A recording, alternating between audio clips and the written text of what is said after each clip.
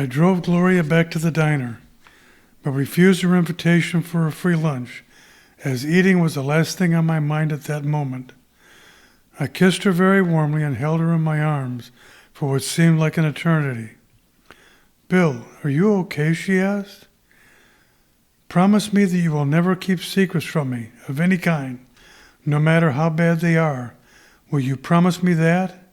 I asked in my most serious tone. "No secrets ever." "Okay, I agree and promise. Really, Bill. What's going on?" she asked. I told her that I did not want this to happen to us. Terrible secrets being kept from loved ones. I needed her to promise me one thing. She did and kissed me warmly again. "I think I've learned my lesson," she said with a wry smile. "Look at this mess I'm already in." I could see her point. I reached out and touched her sweet face. "I'll see you later," I finished and get back in my car. "See you first," she replied. She headed into the diner to get ready for the lunch crowd. Red and Mary were already home when I got there. Red told me to try and get some rest if I could. I informed him that Dave Bolton had left me some sheets to go over at the ballpark on the Cub hitters. If Dick was around, I might even take some hitting underneath the stands again. Gus informed me that they were going to go back over to the Dodgers and help set up some lunch for them with the curtains. I went upstairs and kicked off my shoes before lying down on the bed. I started browsing through some magazines that I had bought. Stereophile, Absolute Sound, Time, and GQ. I soon realized that I was not really interested in reading any of them. I soon realized that I was just going to drop in a CD of Robert Silverman's Beethoven piano sonatas from his 32 CD collection, hoping the music would at least put me to sleep. I was awakened by the telephone down the hall. I looked at the clock, which read 2:58. I quickly jumped up to answer it. "Hello," I answer. "Lollar's residence." "Well, hello," said a deep voice, resonating at the other end. "Who is this?" "Well, this is Bill Allen," I reply, with some trepidation. I really didn't need any more surprises today. "I'm a guest of the Lollars," I add.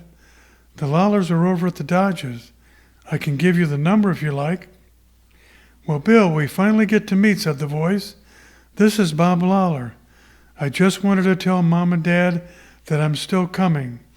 Guess we'll finally get to meet in person in a few days. I'm looking forward to it." "So am I add.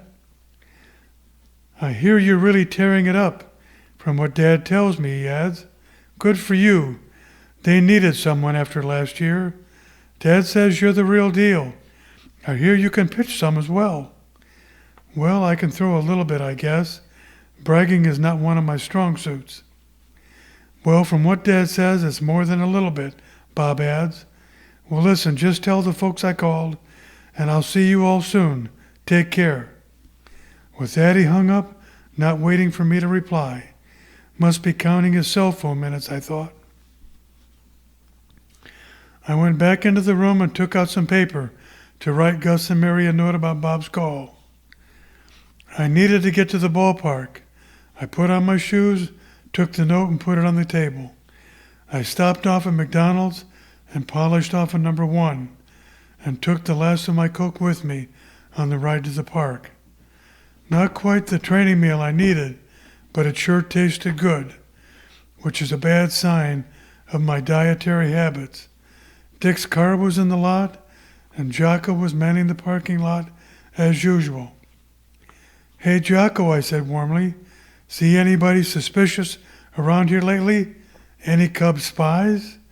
"You kiddin'?" said Jocko with a laugh. "I zap 'em with my special ray gun the boss gave me. This place is secure." "Thanks, Jocko," I add. I knew there would be a reason I was sleeping so well at night.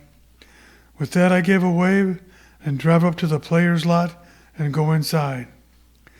Dick is sitting in the training room going over some papers. The newspaper is sitting next to him, with the sports page torn apart. What else would you expect in a baseball clubhouse? The rest of the paper looked untouched. Bill, said Dick as he saw me walk in, Bolton left you some info on the Cub hitters for tomorrow's game. He said he was off to Vermont, I think. Yes, Dick, I reply. He's going to go pick up Becky Lollar from college, but I think he's going over to Rhode Island. Some day off, huh? I was supposed to be going somewhere myself, but this curtain thing has put that off until next week.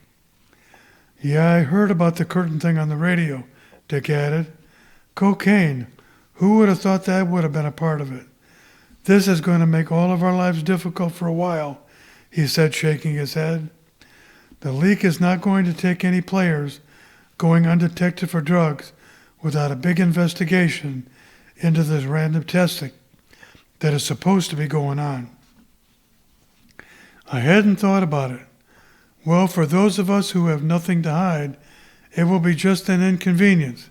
But for some who are helping Curtin cover up his drug use, that would be something else. Dick was right.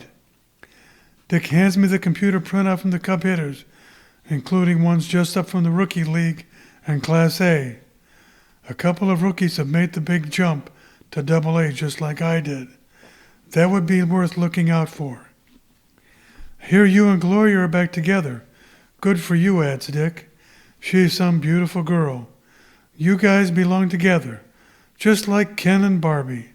All right, watch it, I said jokingly. I never asked for a modeling career.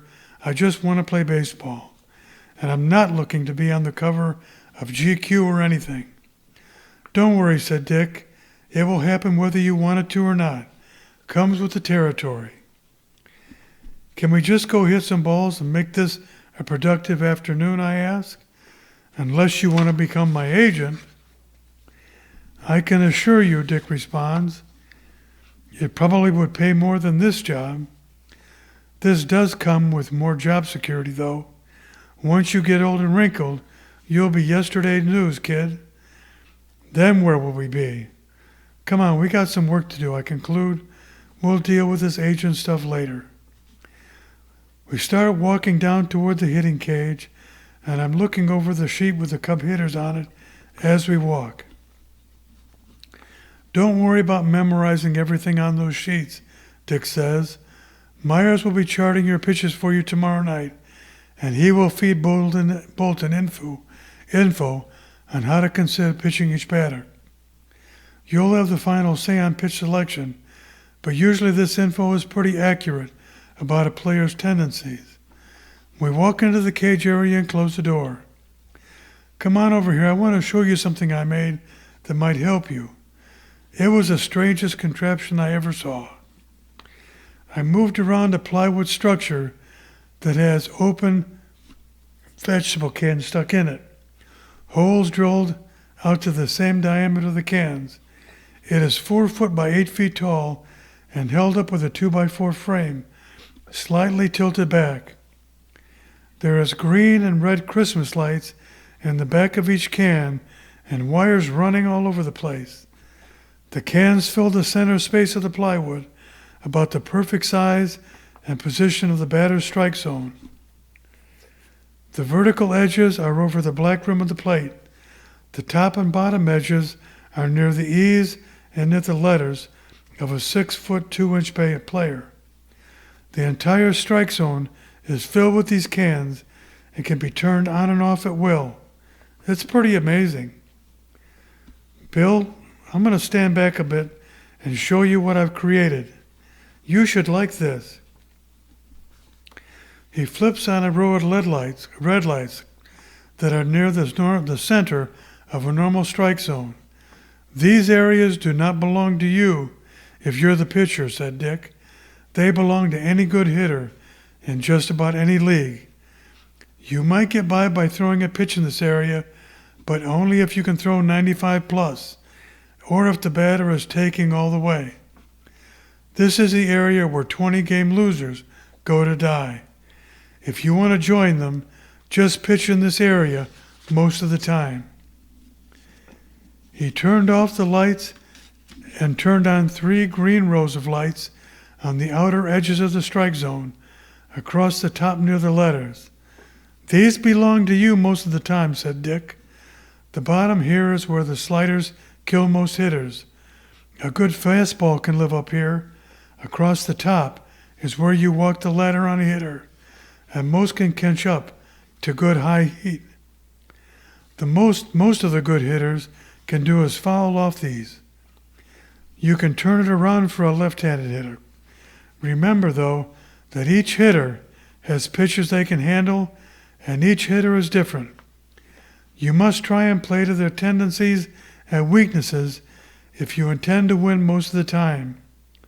Control is absolutely essential if you intend to make it to the show and stay there. Honestly, most pitchers throw so hard and rarely can spot most of their pitches unless they take a lot off.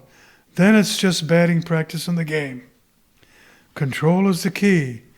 If you can pitch to these spots, and these individual cans represent, with something on it, you can succeed. If not, you must at least pitch to the count, the situation with runners, and the number of outs. Lack of control just makes all of this a game of chance." "I never thought much about it, or at least not like this," I stated with some amazement. "You've really done your homework, haven't you?" "I know about pitching up and down and in and out, but not on this precise table as this." "Bill, most of the pitchers up here know this stuff," Dick added, "but then they lose their concentration or are just cocky enough to think they can get by on their physical skills alone. They start to think that some of these red areas belong to them, but they really don't. This is the biggest mistake they make here in Double-A ball. They are here because they have the talent, but never really start using their head. Macho men become history up here," Dick continued. "Myers, Como, and Jackson seem to have started to get it. Moore's had lightning stuff right now. He will have to become smarter if he intends to get to the show. He is coming around, though," added Dick. "If we score more runs, you can try and become more aggressive, but not all the mistakes fly out of the park. Singles and doubles can make your life just as miserable. Hitters can get really stupid as well, and often pitchers help out by swinging at stuff way out of the zone and guessing. That is a real plus for you." "I think I'm getting the message," I state loud and clear. "Now, if I can just follow these rules and still get shelled, you'll take the blame, right?" "Yeah, right," added Dick. "That's the way it works around here. I always take the blame for hitting slumps and pitchers' mistakes that leave the park with motors on them. Sure, and pigs fly." We both start laughing. "And besides," added Dick, in the worst Godfather impersonation, "now that we've had this little chat, there will be no need for my boys to come around and give you a little pep talk. You know, Vinny bada boom bada bing, and Luigi Tavigi. People don't follow the rules, they end up in New Jersey. You get your attention, my boys have a motto. A rubber hose leave no lasting remarks. Capiche?"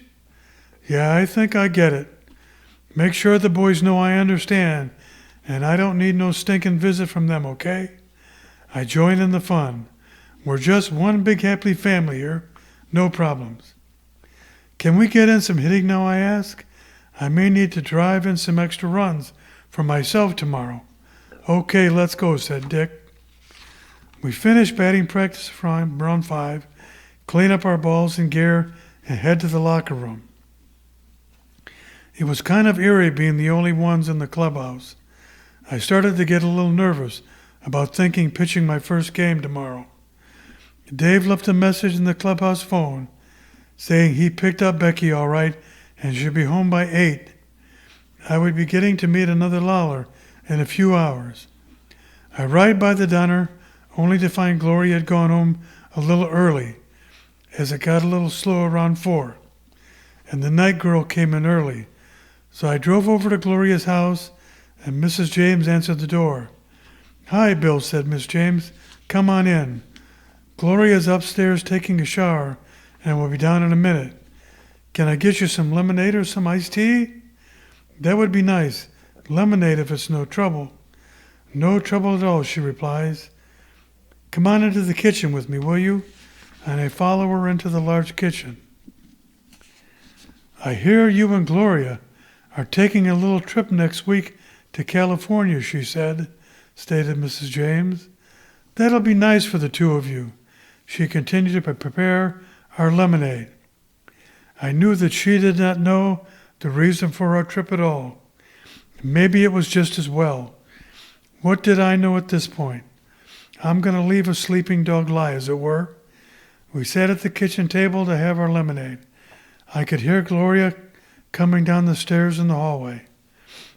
"Gloria," I began, "your mother was just telling me how glad she was that we were going to take a little trip next week out to sunny California. She was right about us having a lot to talk about on the way out and back." Mrs. James had no idea what I was implying as Gloria entered the room, and she had no intention of spilling the beans about why we're really going. My voice only hinted at how disappointed I was that Gloria was still not coming clean with her mom about the trip. "Bill, it's obvious you're becoming upset with me again," said Gloria. "Please don't." "Mom, I have something to tell you about why we're going to California.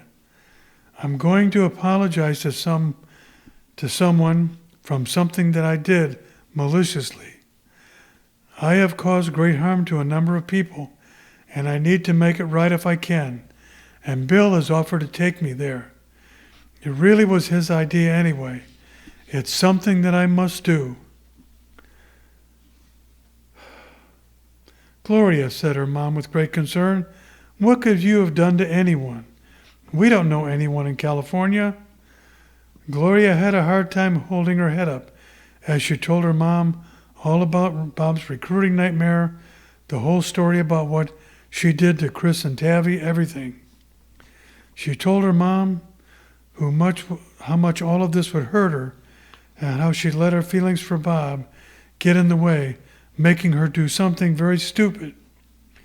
Gloria's mom was having a hard time believing it. "Oh, Gloria," said her mom in a pained voice, "this must be so awful for you. Are you sure you can and want to do this?" "Mom, I have to do this," said Gloria. "It's the right thing to do, no matter how embarrassing it's going to be. The hardest part will be if Chris and John can ever forgive me. That is the big unknown. I may be unable to fix this. I do know what a broken heart feels like. I know how this must be, how you must have felt when Dad died." Gloria kneeled down at her mom's feet and put her head in her lap. Her mom gently stroked her partially wet hair. "Mom, don't feel bad about this," said Gloria. "I know Dad's dying was tough on you. He meant so much to both of us.